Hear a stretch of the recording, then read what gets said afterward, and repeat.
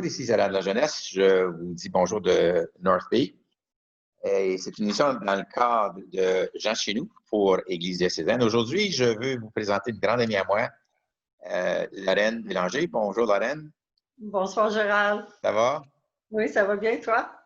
Très bien, merci. Alors, Lorraine, ça fait 25 ans, plus ou moins, que nous nous connaissons. Oui, Nous nous sommes connus où? à Dubreuilville.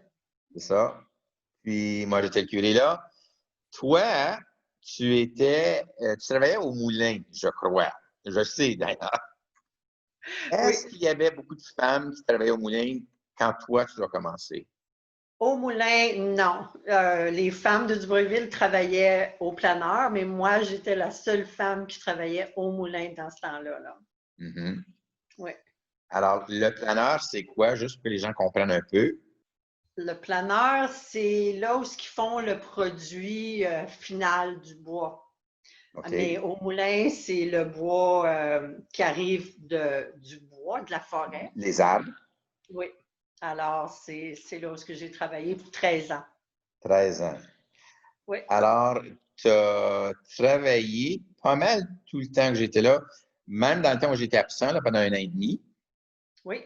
On s'est connus à la messe, puis moi, je marchais déjà beaucoup. Je connaissais tout le monde sans nécessairement savoir leur nom. Simple fait que je marchais. Mais alors, nous autres, te souviens-tu à peu près comment est-ce qu'on s'est rencontrés? À la messe, oui. Mais après, j'ai eu. Est-ce que je peux parler? Là, c'est pas enregistré, là. Oui, c'est enregistré, oui. Alors, tu peux C'est parler enregistré. honnêtement. OK. Alors, on s'est rencontrés. Mon partenaire a fait une tentative de suicide. Et toi, tu étais ambulancier dans ce temps-là aussi à Dubreuilville. Mhm. Et tu es venu chez moi. Et c'est là vraiment où on a commencé à. Tu m'as supporté à travers ça aussi. Tu m'as vraiment aidé à travers ça aussi. Et après, oui, après à peu près 3 ou 4 mois après, mon conjoint s'est suicidé. Et après ça, tu m'as aidé là, vraiment à passer cette partie-là, d'une partie assez difficile à passer. Et tu as toujours été là pour moi après? Pas le travail. Je sais que tu as fait différentes choses. Peux-tu nous dire un peu, avant d'arriver à Dubreuilville, les différents travaux que tu as entrepris?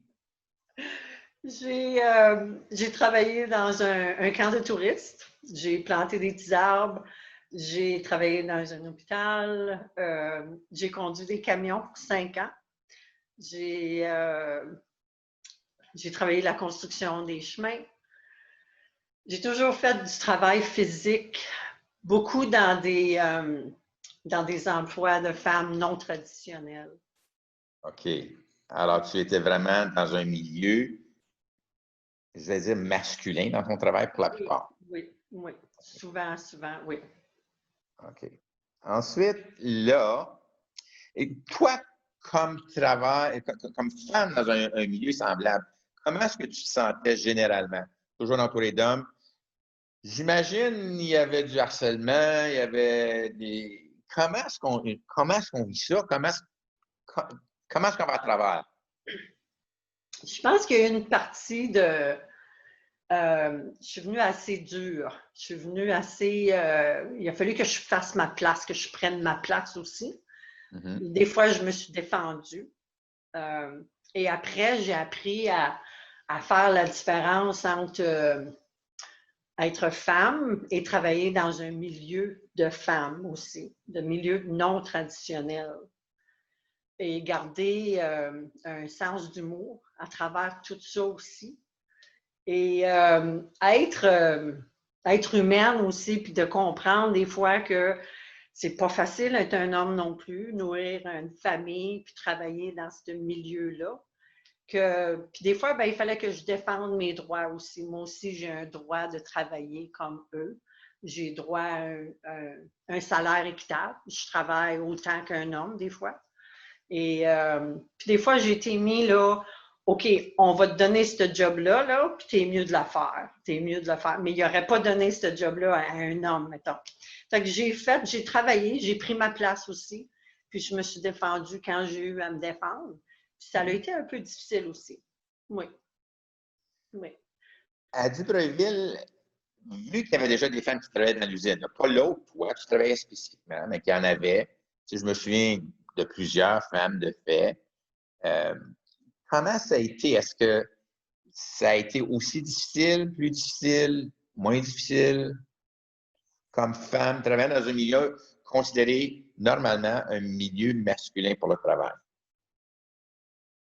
J'avais déjà l'expérience de Mhm. travailler avec des hommes dans un milieu homme.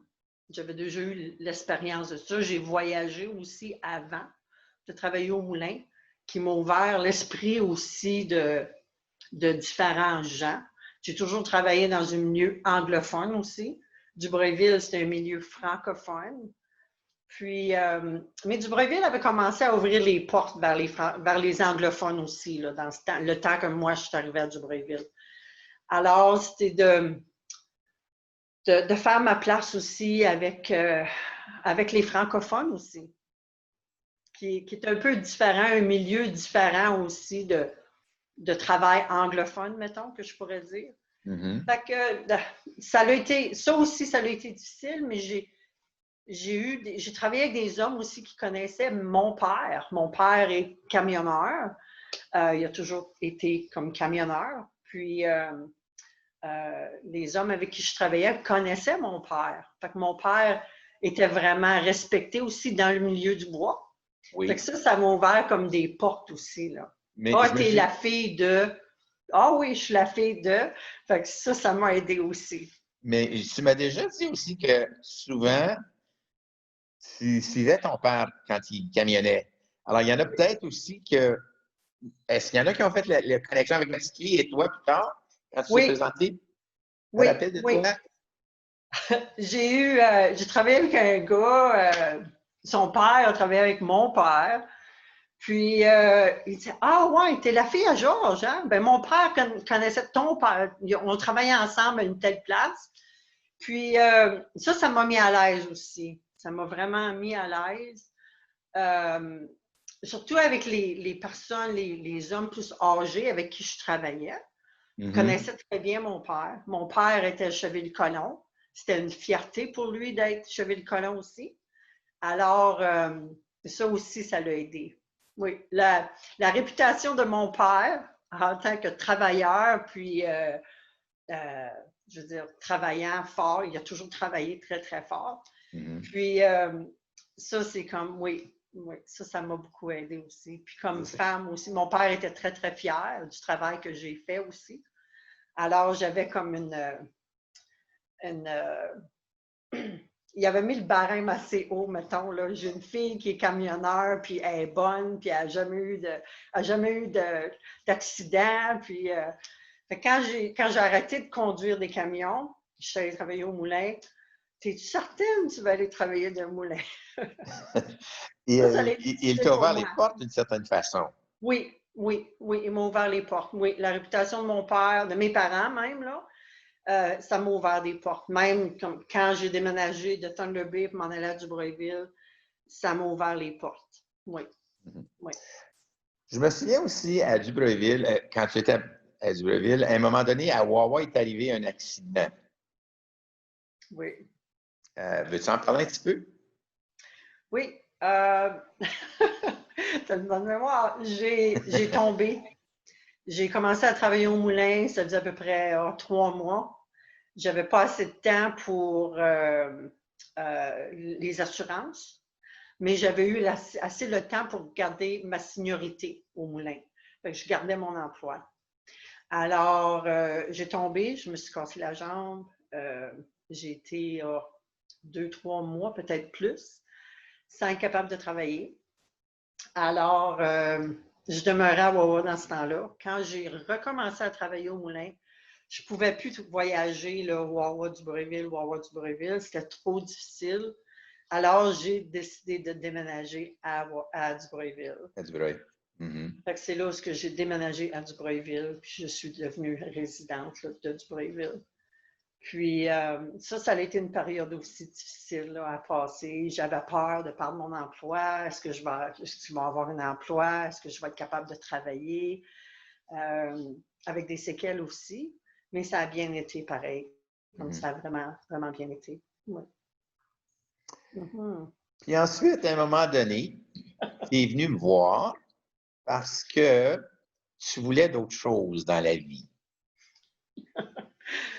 Euh, oui, je voulais d'autres choses. Je voulais retourner aux études. C'est ça? Oui, Je oui. voulais retourner aux études. Euh, j'ai eu une blessure au moulin et la compagnie faisait ils changeaient beaucoup de choses dans ce temps-là au moulin et ils m'ont offert de retourner aux études si je voulais retourner aux études. Alors, avec ton aide, j'ai et d'une autre personne aussi à Wawa qui croyait vraiment, vraiment à moi. J'ai fait des recherches, puis j'ai décidé de retourner aux études. Vraiment, je me suis sentie poussée à y aller, mais ils disent un mal pour un bien. Fait que ça a été vraiment, ça m'a ouvert des portes vraiment, à vraiment qu'est-ce que je fais aujourd'hui comme travail. Oui. Puis tu es allé étudier quoi au juste? Pardon? Qu'est-ce que tu allais étudier? J'ai étudié en service de soutien à l'intégration au Collège Boréal. J'ai été Mhm. 2 ans au collège. J'étais la plus vieille dans mon programme. Alors, j'étais la mère la plus vieille. J'avais aucune connaissance en ordinateur. Presque pas, là. Je pouvais ouvrir l'ordinateur, puis c'est tout. Alors, je me suis ennuyée. Avant de partir pour aller au collège, j'ai pris des cours de français avec toi.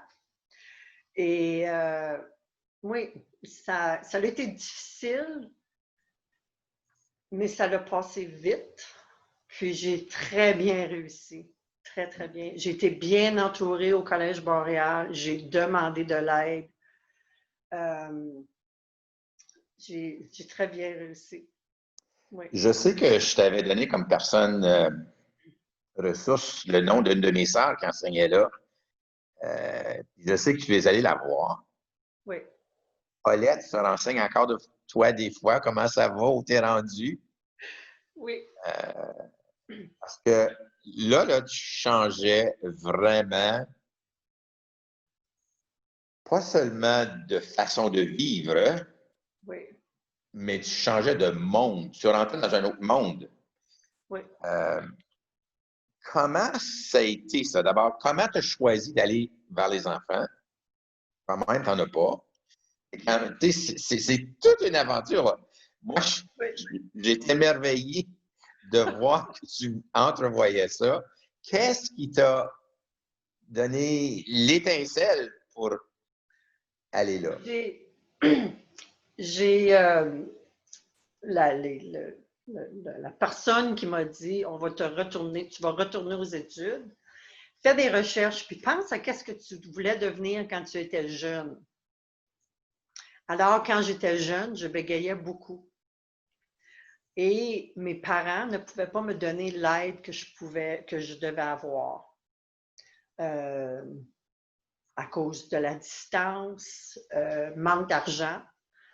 Alors, mon bégaiement s'est passé avec l'aide de mon père, qui est mon stepdad.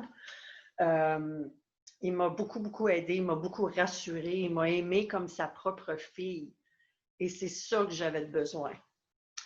Alors, j'ai arrêté de bégayer, je pense, j'avais comme 16, 17 ans. Et je voulais être la personne qui aurait pu m'aider quand j'étais jeune. J'ai parti avec cette idée-là et j'ai commencé à faire des recherches, ce qui m'a apporté au Collège Boréal en service de soutien à l'intégration, Mhm. travailler avec des enfants avec des troubles d'apprentissage, de langage, de comportement. Et encore, je voulais retourner dans le nord de l'Ontario pour donner les services que je n'ai pas eu moi quand j'étais jeune. Et le besoin est là aussi. Alors, j'ai retourné à Dubreuilville, mais j'ai trouvé un emploi à Wawa aussi. OK. Ça, c'est une chose, hein, c'est tellement éloigné. C'est pas tout le monde qui est prêt à se déplacer. Alors que toi, d'une certaine façon, tu venais de là. Tu as grandi à Hawk Junction, qui n'est pas loin de Oui, à Hawk. Wawa. Hein? Alors, tu sais, tu retournais dans ton milieu. Parce que d'abord, tu avais acquis des nouvelles expertises, mais tu savais que c'était nécessaire. Il y avait un besoin. Oui, oui. Le besoin était là. Le besoin, j'ai fait mes études en français, qui a ouvert des portes aussi pour le Nord, travailler en français. J'ai travaillé beaucoup dans la langue anglaise aussi, les deux. Les deux. Mon programme était diplôme bilingue. Mm-hmm. Alors, quand j'ai fait demande pour des emplois, c'était diplôme bilingue. Je pouvais travailler dans les deux langues, qui a ouvert beaucoup, beaucoup de portes pour moi aussi. J'ai travaillé pour le Centre de traitement pour enfants pour 13 ans, donner des services en orthophonie, ergothérapie, physiothérapie dans le Nord, qui était Dubreuilville, Wawa, Dubreuilville, White River, puis Hornepayne. Et la route ne me faisait pas peur. J'ai conduit des camions 5 ans. Alors, le trajet, température, let's go, il faut que j'aille à Hornepayne, il faut que j'aille à Dubreuilville. Alors, on prépare mes choses, je vais travailler, puis j'ai fait ça pour 13 ans. Mm-hmm. Oui. Comment est-ce que tu t'es senti quand tu voyais, je suis en train de donner ce que j'aurais eu besoin, moi, et de voir les progrès, mais aussi, c'est de voir les défis que les jeunes avaient à surmonter, puis tu étais là pour les aider à le faire. Oui, j'ai eu des enfants avec qui j'ai travaillé qui bégayaient aussi. Alors, je me voyais dans eux. Puis, j'ai retenu mes larmes aussi, souvent. Souvent, Mm-hmm. souvent. Des enfants qui me disaient, des parents qui venaient de familles éclatées. Je m'ennuie de ma maman, je m'ennuie de mon papa. Alors, j'ai porté beaucoup, beaucoup de différents chapeaux qu'ils disent, many hats. Puis, je pense que mon enfance m'a aidé à faire ce que je fais, qu'est-ce que j'ai fait pour le Nord, puis qu'est-ce que je fais encore aujourd'hui. C'est à cause de mon enfance, puis à qu'est-ce que j'ai passé aussi comme femme durant mon trajet aussi. Oui, c'est... Oui, c'est vrai ce que tu dis, c'est vrai. En 2010, on s'est parlé, tu es venu me voir de fait. Je me souviens. Qu'est-ce qui se préparait? Qu'est-ce que tu. Non, ben, ça se préparait. Tu n'étais pas sûr si tu allais le préparer, mais à quoi pensais-tu en 2010? En 2010, wow! C'est l'année que j'ai perdu ma sœur, un cancer, la plus vieille de mes sœurs. On était très, très proches. Et j'avais vu un reportage de Marcel Leboeuf sur TFO, sur Compostelle. Puis, ouais, peut-être j'aimerais ça faire ça. J'avais une fête qui s'en venait. Puis j'avais perdu beaucoup, beaucoup de poids aussi. Alors, peut-être que je peux peut-être aller marcher Compostelle. Et avec, avec l'aide de ma sœur aussi, avec son support, et avec toi aussi, qui m'a vraiment guidée aussi dans cette pensée-là aussi, peut-être de faire que ça va arriver. J'ai décidé d'aller marcher Compostelle 3 mois après que ma sœur est décédée. Alors, j'ai parti le 19 août 2010. J'ai parti seule avec mon sac à dos et j'ai marché 800 km. Je les connais bien, les 800 km.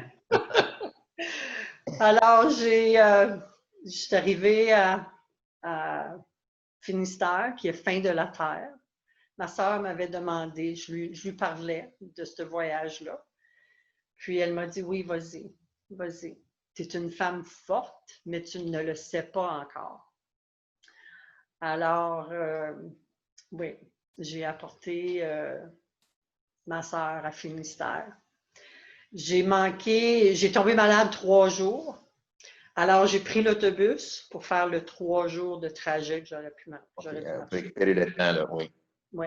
Puis, mais quand je suis arrivée à Finistère, j'ai pris l'autobus de Santiago pour aller à Finistère.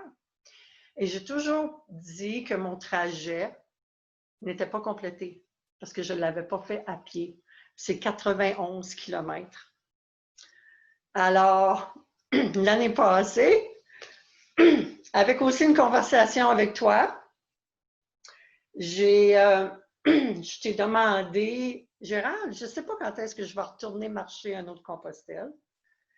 Et tu m'as dit, il va y avoir une fenêtre qui va s'ouvrir et tu vas y aller. Alors, cette fenêtre s'est ouverte l'année passée et j'ai marché le Portugal. J'ai marché le Portugal et j'ai parti de Pointe de Lima, Santiago, et j'ai marché de Santiago à Finistère à pied, le 91 kilomètres qui me manquait, que je n'avais pas fait, pour apporter ma sœur à Santiago, à Finistère. Cette partie-là, Portugal, je l'ai appelée pour la gratitude. Le premier, c'était pour moi, pour ma sœur, et de la femme que je suis devenue sur Compostelle aussi. Mon premier Compostelle. J'ai tombé en amour avec la femme que je suis aujourd'hui. Sur Compostelle, mon premier Compostelle. Et alors, c'est comme ça que je suis arrivée à marcher 2 Compostelles. J'aime ce que tu dis parce que, tu sais, pour aimer les autres, il faut s'aimer. Pas de façon maladive là, et égoïste, mais il faut s'aimer après s'être découvert tel qu'on est. Alors, la marche t'a permis de te découvrir. Oui. Moi, j'ai bien aimé l'affaire, puis je projette y retourner. D'ailleurs, je t'en ai parlé. Oui. Mais si tu te surprends, tu découvres des choses de toi-même que tu n'imaginais pas. Et vraiment, là, c'est très beau. Tu as découvert la femme que tu es, mais est-ce qu'il y a des choses qui ressortent de cette expérience-là qui t'animent encore aujourd'hui, 10 ans plus tard, cette première marche?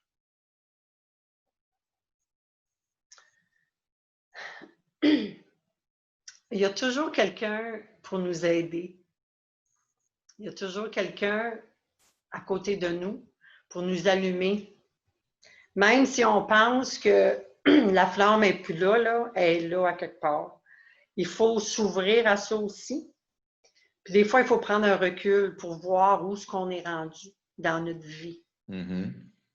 Puis on croit dans quoi, vraiment. Puis si on ne croit pas dans nous-mêmes, c'est facile de lâcher prise aussi, mais il faut faire le travail aussi. Oui, il faut faire le travail, mais le premier travail, c'est de se découvrir soi. Oui. Et de rester ouvert à ce qu'on va découvrir. Tu sais, il y a des choses qu'on va aimer, il y a des choses qui vont nous surprendre, il y a des choses qu'on n'aimera pas, mais il faut apprivoiser ça aussi. Et se prendre comme on est. Parce que Dieu nous prend comme on est. Oui. Et il nous aime de façon inconditionnelle. Inconditionnelle. Alors maintenant, toi, j'aimerais qu'on prenne quelques minutes. Là, toi, tu interviens dans les écoles avec tes petits. Comment c'est allé, on a juste 2 minutes là, comment c'est allé quand on a dit on ferme, comment tu as vécu ça, comment tu as réussi à faire ce que tu as à faire et donner aux jeunes pour qu'eux autres puissent en profiter? C'est de demander de l'aide. Mm-hmm. J'essaie beaucoup de leur dire, demander de l'aide. Essayez en premier, tu essayes de ton plus fort et après, tu demandes de l'aide. Il n'y a pas de gêne à demander de l'aide. On demande de l'aide même quand on est grand, on est adulte. Ça nous prend de l'aide aussi. Puis des fois, il faut se parler à qui je pourrais demander de l'aide. Une petite prière des fois. Moi, je travaille dans une école, dans un conseil catholique, et je leur dis, des fois, une petite prière, ça peut aider aussi. Tu m'as mentionné tantôt, avant qu'on entre en ondes, que dans un livre que tu as donné, tu as découvert quelque chose. Oui. Oui. Durant COVID, ma mère m'avait donné un livre des années passées. J'ai ouvert ce livre-là. Puis, ça m'a surpris. J'ai trouvé ça durant COVID. Et avec grande isolation, je m'ennuyais beaucoup. C'est la profession de la foi, Saint Paul, symbole des apôtres. Et à tous les soirs, je lis ma petite prière. Oui. Alors, tu reprends ta foi, dans le fond, hein? Oui, oui. Il y a beaucoup de choses maintenant. Je pense que je suis en reprise de... je fais un renouvellement là-dedans aussi. J'ai mis ça de côté un bout de temps. Tu le sais, Gérald, j'avais mis ça de côté avec tout ce que j'ai passé dans mes peines. Et là, je renoue avec ça aussi. Vraiment. Alors, Lorraine, il va falloir qu'on continue notre conversation une autre fois.